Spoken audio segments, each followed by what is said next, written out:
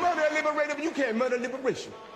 You can murder a revolutionary, but you can't murder revolution. And you can murder a freedom fighter, but you can't murder freedom. You're tapped in. So let's get to it, okay? As of May 7, 2026, Saudi Arabia suspended U.S. military access to its bases and airspace for what Donald Trump calls Project Freedom. This is this new maritime escort mission in the Strait of Hormuz. Riyadh, or more specifically, MBS, blocked access to avoid being dragged into a direct conflict with Iran, fearing retaliatory attacks on its oil infrastructure after being blindsided by the U.S. Its abrupt operation. Well, what really occurred was the U.S., Donald Trump's administration, did not notify MBS or Saudi Arabia. And just the fact that they didn't tell them, hey, this is what we're going to do. Instead, we're just going to go do this and we'll talk to you after the fact. MBS was having none of it. He called immediately and told the United States that they would not be able to use their airspace for this new project, which is Project Freedom. Now, as a result of that, guess what? Donald Trump is highly pissed off. He doesn't like being denied anything, or if someone goes against Donald Trump, that could very well be a problem. But it seems that Saudi Arabia, MBS, is saying, we're not worried about that. We have to live here. So no. All right. That blindsidedness, or being blindsided by America, being blindsided by its ally, Saudi Arabia, Saudi leaders were caught off guard again by the abrupt announcement of the operation by the U.S. government, which was launched after Iran targeted ships in the Gulf. Now, you got to also keep in mind that Saudi Arabia is thinking of the long game. They just witnessed UAE being bombed just recently by Iran for Iran's assistance and cooperation with the United States attack upon its sovereignty and nation. So the thinking is MBS is saying, you know what, we'll find a different way to go about this thing United States want to do. In fact, let's see if we can't get them back to the negotiation table. That's probably what MBS and Saudi Arabia is thinking. But in any regard, it's something you could be pretty sure of that Donald Trump is not pleased with. He'll find some way to punish. This is his thing. He uses a big stick. He'll find a way to punish MBS in Saudi Arabia for their denial of allowing the U.S. to use its airspace, and not only its airspace, but to use the jets on its bases, the Prince Sultan Air Base, to conduct these operations. Despite a reported call between President Trump and Saudi Crown Prince Mohammed bin Salman in MBS, the issue is not resolved. It has not been resolved, okay? So this is forcing a pause in Trump's operation. How they'll go about doing this is anyone's guess. They'll probably use alternative routes or bases to do this. They'll go a different way, other than having to fly over Saudi Arabia and other Arab nations that have also shut down U.S. access to its airspace, Qatar, Kuwait, Bahrain, all of which has said, no, we can't continue to allow this because this is dragging us into this conflict with Iran that you started. To give us greater context, I have a clip I want to share with you guys, so that you can get it almost from the horse's mouth. But it is insightful, okay? But before we do, please like, share, follow, and comment, as well as subscribe to Tapped, the Art of Political Discourse. We appreciate everyone's participation and viewership with this channel. All right, that being said, let's bring in this clip. You got to see this, or get a greater understanding of what's happening. Because if you wait or allow the U.S. government or Donald Trump to go on, Truth Social or whatever, X and all that other stuff, to get the side of the story from him, you'll be misled. You won't get the whole story. It's always going to be some false narrative or propaganda. That being said, let's bring this clip in, and this is courtesy of OPTM. All right. It's a moment that has not only humiliated the architects of the so-called Project Freedom, but has exposed, in the starkest possible terms, the rotten foundation upon which the entire unprovoked war against Iran was built. Saudi Arabia, one of Washington's closest Gulf allies. And again, you have to understand how all this stuff started, or at least how they say it started, and they would be the United States and the occupying regime of Israel. It all started with nuclear weapons, and the world over, especially those intelligent firms connected to, the world, or these countries have said, all but, even the United States spy network said there was no nuclear weapon. The only one said that it was Mossad or Israel. This is how or why the United States has been dragged into this, this conflict or this war with Iran, because Israel said so. Said that, hey, they're making nuclear weapons. They'll have one in a week. Donald Trump, gullible as he is, fell for that. Come to find out, that wasn't the case. Then it went from that to, he's killing his people. Then it went from that to, we have to stop their missile program, their missile capabilities. It just keeps evolving and changing. And countries are starting to realize that, hey, man, this isn't correct. None of this is right. So therefore, we need to back up. And that is exactly what you see occurring all over the world. It started first with the NATO countries, U.S. allies, and the EU, all of which has said, you know what, just like you did MBS, you didn't tell us this thing was going to happen. So therefore, it's not our war. A lot of countries are starting to wake up, which is a good thing.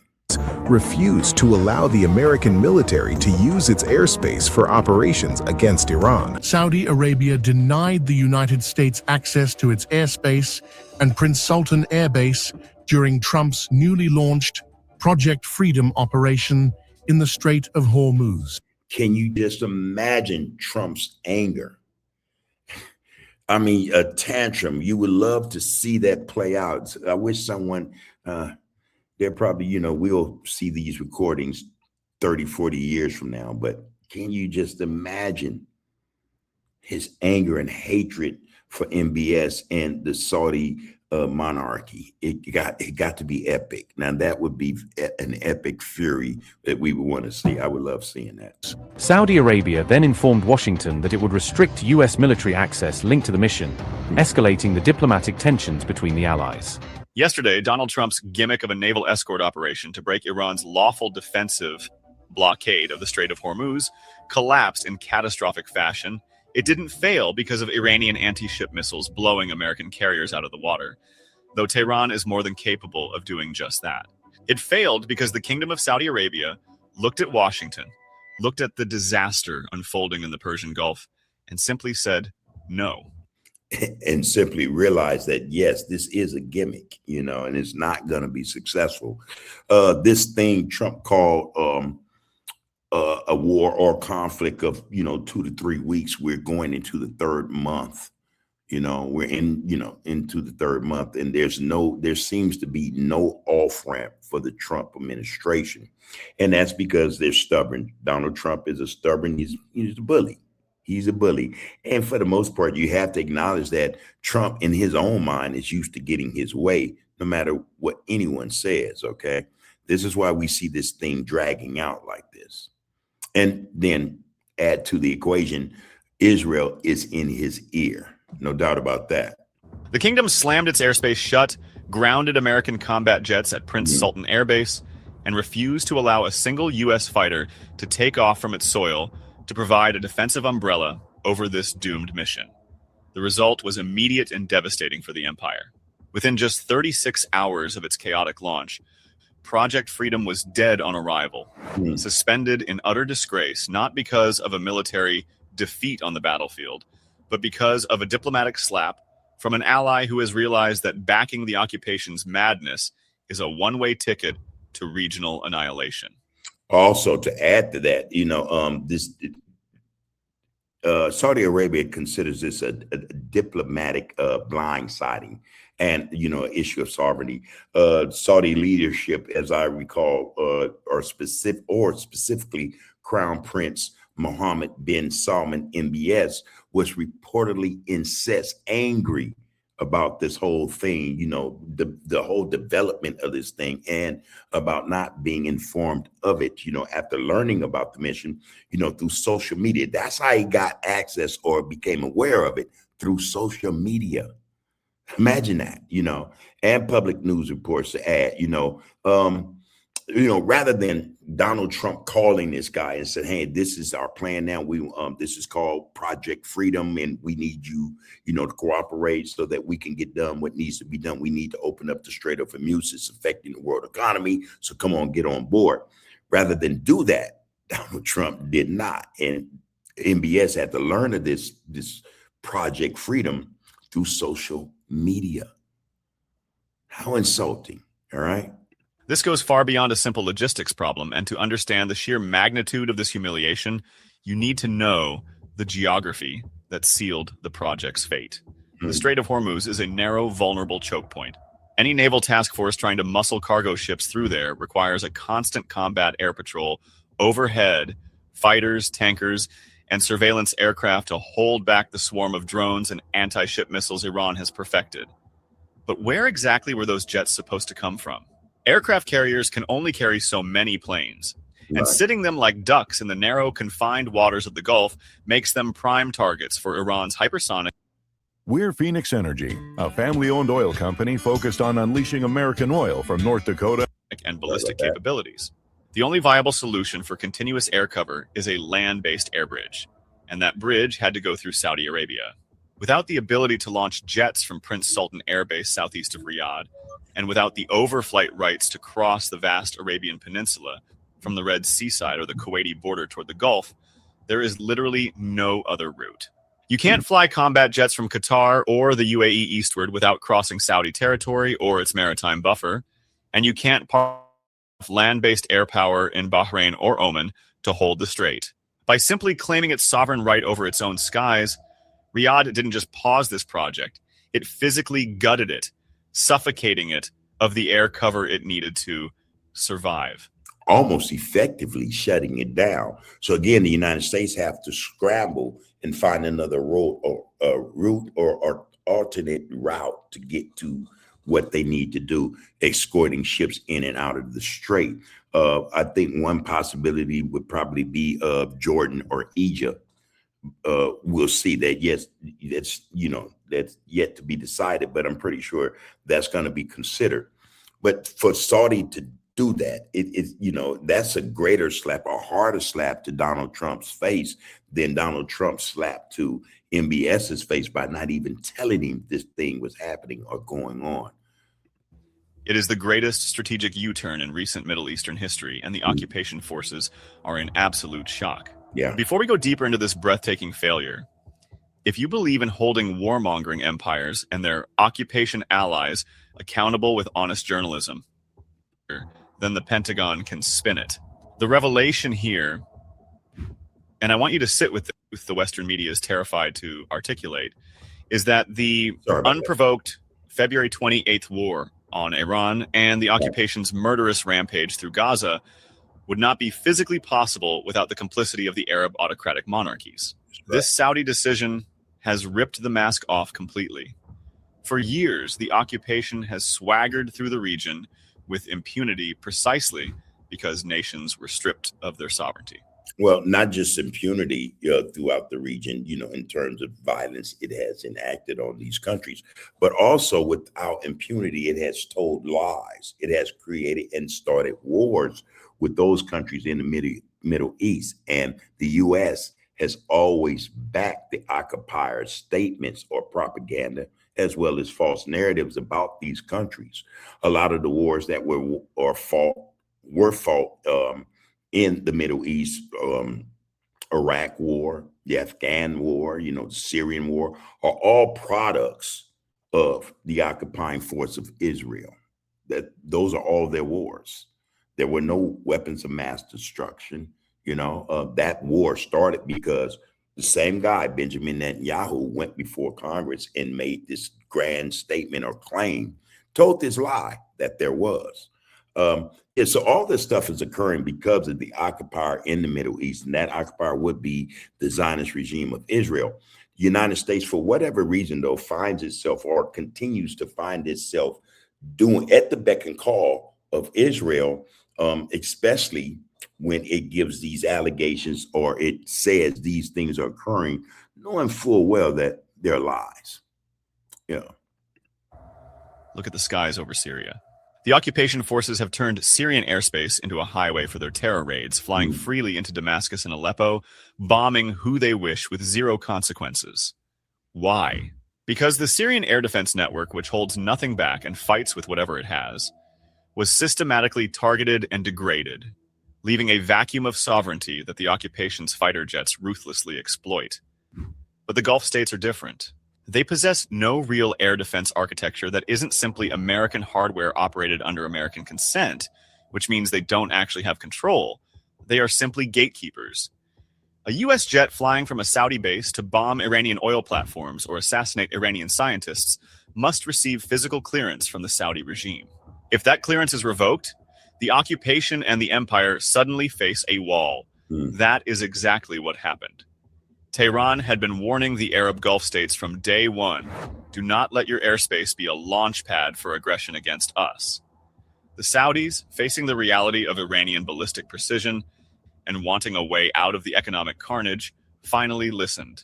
They exposed the central truth that without the Arab monarchies acting as gas stations and aircraft carriers, the occupation's power is a paper tiger. Yeah. And this brings us to the punishment of the UAE, a critical thread in this rapidly changing Gulf chess game. And I did a few minutes ago mention the UAE and what is taking place over there. Again, Iran just recently bombed the UAE's oil infrastructure, and that effectively sent the message. We think that bombing of UAE's oil infrastructure is what changed the mind of MBS. And in fact, we think that MBS was going to not agree to this anyway. Had they been notified, they would have said no. They are preferring, we think, to find ways, diplomatic ways to the problem.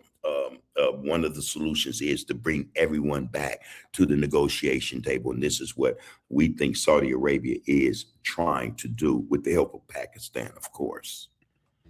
It is no coincidence that on the very day Project Freedom was attempting to sputter to life, the UAE was peppered with missiles and drones. The Fujairah terminal, the critical energy installation specifically designed as an overland bypass to skirt the Strait of Hormuz, was struck and set ablaze in a ferocious volley of fire.